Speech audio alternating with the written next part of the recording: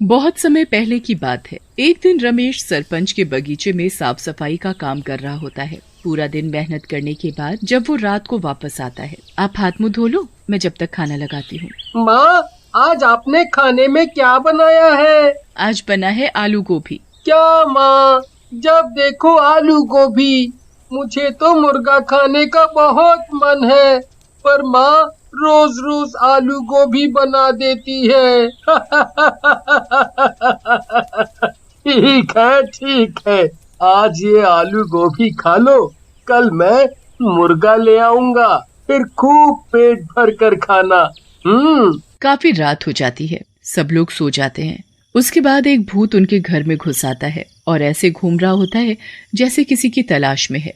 ये इस गांव का आखिरी घर था, पर अब इस घर में भी कोई मुर्गी नहीं है। अब मैं क्या करूं? मैंने गांव के सारे मुर्गे मुर्गी तो पहले ही चुरा लिए हैं, पर वो सब मिलाकर 100 ही हुए हैं। अब 101 की गिनती पूरी करने के लिए आखिरी मुर्गा कहाँ से लाऊं? भूत निराश होकर घर से वापस जाने लगता है, पर अचानक उसे एक ख्याल आता है।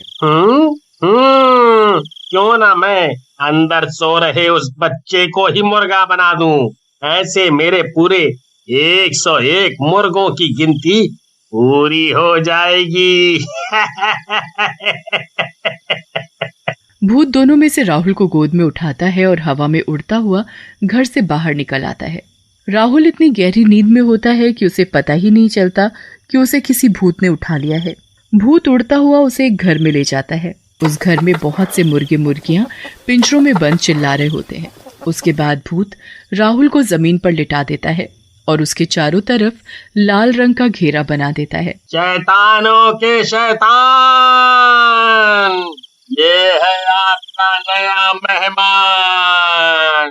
भूत घेरे के चारों तरफ गोल गोल घूमने लगता है और राहुल के ऊपर जादू करने लगता है। कुछ देर बाद राहुल एक मुर्गे में बदल जाता है। राहुल अपने पैरों की तरफ देखता है, पर उसके पैर तो पंजों में बदल चुके होते हैं।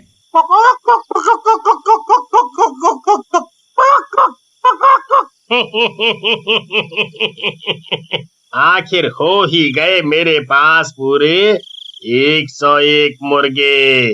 अब मैं कल से इनको गांव वालों को खिलाऊंगा, और जिस दिन ये सारे मुर्गे खत्म हो जाएंगे उस दिन मैं इस दुनिया का सबसे शक्तिशाली भूत बन जाऊंगा। अगले दिन भूत अपनी दुकान खोलकर बैठ जाता है और गांव वालों को मुर्गे बेचने लगता है। दूसरी तरफ अगली सुबह रमेश वापस सरपंच के घर काम करने के लिए निकल रहा होता है। मैं जा रहा हूँ, शाम को आते वक्त राहुल के लिए मुर्गा लेता आऊंगा। जी ठीक है। रमेश काम पर चला जाता है और कमला अपने घर के कामों में लग जाती है। किसी को अभी तक इस बात का एहसास भी नहीं होता कि राहुल घर से गायब है। राधिका भी उठकर घर के काम में अपनी माँ का हाथ बटाने लगती है। राधिका, जरा इस राहुल को जाकर उठाना तो। दिन चढ़ाया है पर ये लड़का अभी तक सो रहा है। नहीं माँ, मैं जब उठी तब वो अपने बिस्तर पर था ही नहीं। वो जरूर अपने दोस्तों के साथ खेलने गया। आप उसे कुछ कहते नहीं हो ना, इसलिए अपनी पढ़ाई लिखाई छोड़कर बस खेल कूद में ही लगा रहता है। अब मैं क्या करूं, ये सुनता भी तो नहीं। आज आने दे इसे, अच्छे से इसकी खबर लूंगी। कमला और राधिका फिर से अपने कामों में लग जाते हैं। काफी देर हो जाती है। दिन के खाने का भी वक्त हो जाता है, पर राहुल घर नहीं आता। अब कमला और राधिका को राहुल की चिंता होने लगती है। इतनी देर तक तो कभी बाहर नहीं रहता। राधिका बेटा, तू जरा जाकर तो देख कि कहाँ खेल रहा है ये लड़का। जी माँ, आप चिंता मत करो, मैं अभी उसे पकड़ कर लाती हूँ। राधिका गांव में हर जगह राहुल को ढूंढने लगती है और उसके सारे दोस्तों के घर जाकर भी उनसे राहुल के बारे में पूछती है, पर राहुल का कुछ पता नहीं चलता।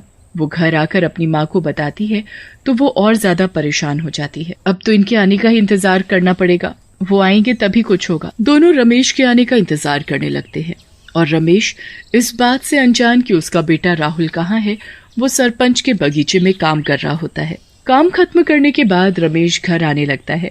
तभी उसे याद आता है कि उसे राहुल के लिए मुर्गा लेना है।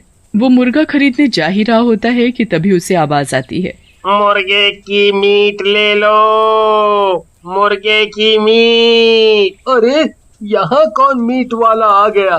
खैर, मुझे क्या, मुझे तो मीट लेने से मतलब है। रमेश मीट की दुकान पर जाता है जहां वो भूत एक आदमी के भेस में दुकान पर बैठा होता है।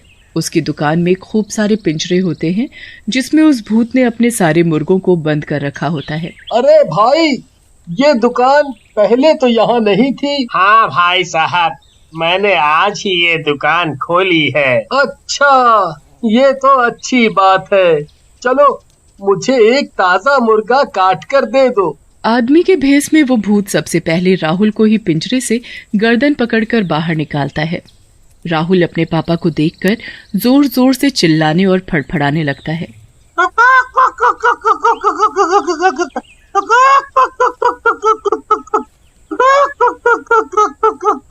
रमेश को कुछ अलग सा महसूस होता है। उसका बिल्कुल मन नहीं मानता कि वो उस मुर्गे को कटवाए। अरे भाई साहब, आप इसे काटो मत, मैं इसे घर जाकर खुद काट लूंगा। आप मुझे ये मुर्गा ऐसे ही दे दो। मैं काटूं या ये आदमी? मुझे तो इन सब मुर्गों की मीट इन गांव वालों को खिलाने से मतलब है। क्या हुआ भाई साहब, मुर्गा नहीं देना क्या? जी जरूर देना है भाई साहब। आप ये मुर्गा पकड़ो और घर जाकर ताजा ताजा काट कर खाना। रमेश उस मुर्गे को घर ले आता है।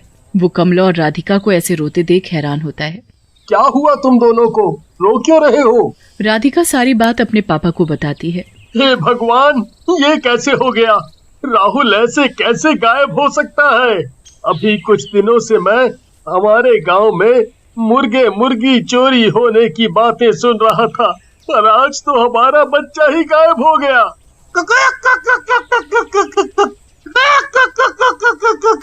ये क्या ले आए? मैं तो आज राहुल के लिए ही मुर्गे का मीट लाने वाला था, पर पता नहीं क्यों जब दुकान वाला इस मुर्गे को काटने लगा तो मुझसे देखा नहीं गया, इसलिए मैं इसे जिंदा ही घर ले आया। अब इसे यहीं छोड़ो और अपने राहुल को ढूंढो। रमेश और कमला सुबह होते ही वापस राहुल को ढूंढने निकल पड़ते हैं, पर पूरे गांव में राहुल का कुछ पता नहीं चलता। वो निराश होकर घर वापस आते हैं तो उनका मुर्गा उछलता हुआ खुशी से उनके पास आकर चिपकने लगता है। क्या मुसीबत है ये, हटाओ इसे मेरे पास से। एक तो मेरा बेटा नहीं मिल रहा और ऊपर से ये मुसीबत। बहुत दिन गुजर जाते हैं पर राहुल का कुछ पता नहीं चलता। यहाँ भूत रोज दिन में अपना भेस बदल कर अपनी मुर्गे की दुकान खोलकर बैठ जाता है और जादू किए हुए मुर्गों का मीट लोगों को बेचने लगता है। काफी दिन हो जाते हैं और भूत के सारे मुर्गे खत्म हो जाते हैं, पर अभी भी उसमें वो शक्ति नहीं आती जो आनी चाहिए थी। कुछ तो गड़बड़ है। मैंने तो पूरे 101 मुर्गों की बलि देकर लोगों का उनका मीट खिलाया है, फिर मुझ में वो शक्ति क्यों नहीं आ रही? आखिर कहाँ कमी रह गई? भूत यहाँ वहाँ घूमने लगता है और उसे अचानक राहुल के बारे में याद आता है कि उसने बस उसी मुर्गे को बिना काटे बेच दिया था। कहीं वो बच्चा जिसे मैंने मुर्गा बनाया था वो अभी तक जिंदा तो नहीं? कहीं ऐसा तो नहीं कि उस आदमी ने उसे मारा ही ना हो? आज अमावस की रात है।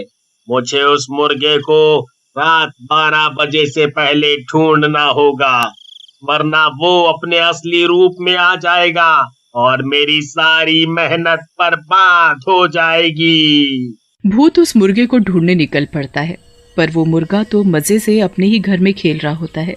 अब तो रमेश, कमला और राधिका सब उस मुर्गे को प्यार करने लगे थे। भूत सारे गांव में ढूंढने के बाद आखिरकार रमेश के घर पहुंच जाता है और मुर्गे को देखकर बड़ा खुश होता है। भूत घर में घुसकर मुर्गे को दबोच लेता है। वो बुरी तरह फड़फड़ाने और चिल्लाने लगता है। मुर्गे की आवाज सुनकर सब बाहर आ जाते हैं और भूत को देखकर घबरा जाते हैं। तूने इस मुर्गे को क्यों नहीं मारा? तेरी वजह से मेरी सारी मेहनत बर्बाद होने वाली थी। इस मुर्गे को छोड़ दो, ये हमारा है। कभी नहीं, कभी नहीं। भूत मुर्गे को लेकर भाग ही रहा होता है, तभी मुर्गा उसके हाथ से निकलकर भाग जाता है। भूत उस मुर्गे के पीछे पीछे भागने लगता है। मुर्गा कभी पलंग के नीचे घुस जाता है। भूत उस मुर्गे को पकड़ने के लिए पूरे घर में भागने लगता है।